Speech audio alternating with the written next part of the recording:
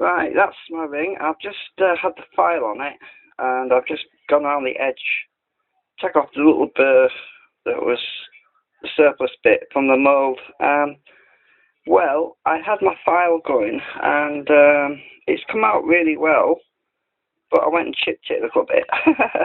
And I took a piece out accidentally with my file, but that's because I weakened. Yeah, there was a slight imperfection in my mould, a slight imperfection, and I think that's what caught that bit there.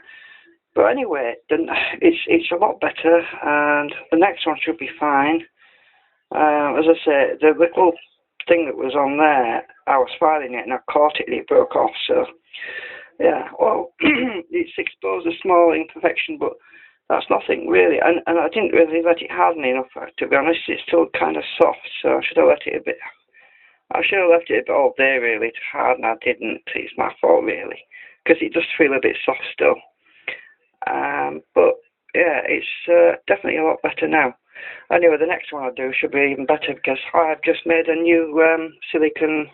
Hang on a minute. I'll pause a minute. I just made a new silicone top piece. So as you can see, it's much nicer, it's much smoother. There's no bubbles or little glyphs or what you want to call it in there. It's really, really shiny.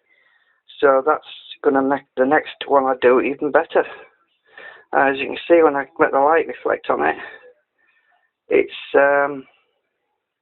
very, very smooth. No little pimples. So yeah, it's going to be even better the next one. I'm just trying to get the light better on it, really. Yeah, so we're definitely, yeah, that's good. Alright, yeah, so we're definitely going to have more improvements as we're going along. Yeah, you can see it's really even, that one. So back under my white light, yeah, it's a lot easier to see. As I say, I haven't caught it with file and broke a chunk out.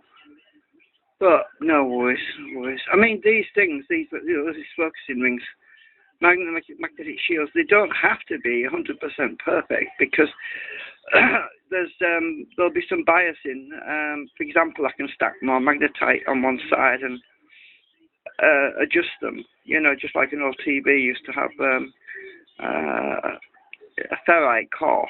And the thing about ferrite core, right, is that when you send a magnetic field through it, it's very directional, right? It's extremely directional. That means the magnetism goes straight in one end, it comes right out the other. Even if it's a long piece of, if you've got a long piece of ferrite, say like a pen that long, you know, like a long pencil, you stick a magnet on one end, the magnetic field travel all the way along to the end. Well, that's what I don't want. I want to diffuse the magnetic field. Now, with a magnetite, what happens is you push the magnetic field in on one side, and it focuses it where these spots are, right? But when the magnet moves to a different location, the magnetic field is no longer quite focused in that point. Instead, it's more outwards.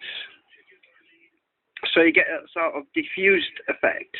You get more of a diffused magnetic field in some areas and more focused in others, and that's what I'm looking for with this. Because also with this, you can use it more as a what's the word?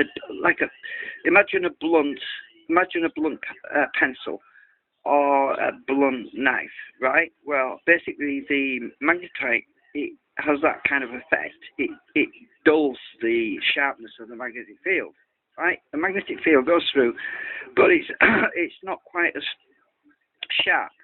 So when we have this issue with sticking points on a magnetic rotary motor, it's mainly because there's a really sharp point where it stops the rotor and it's like sticks.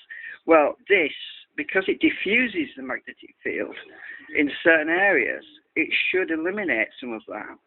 So, because the magnetic field is being focused through at one point, which is where we want it, and as the magnet moves further along, it's more diffused. You see what I'm getting at? Anyway, enough of my waffle. That's it for now.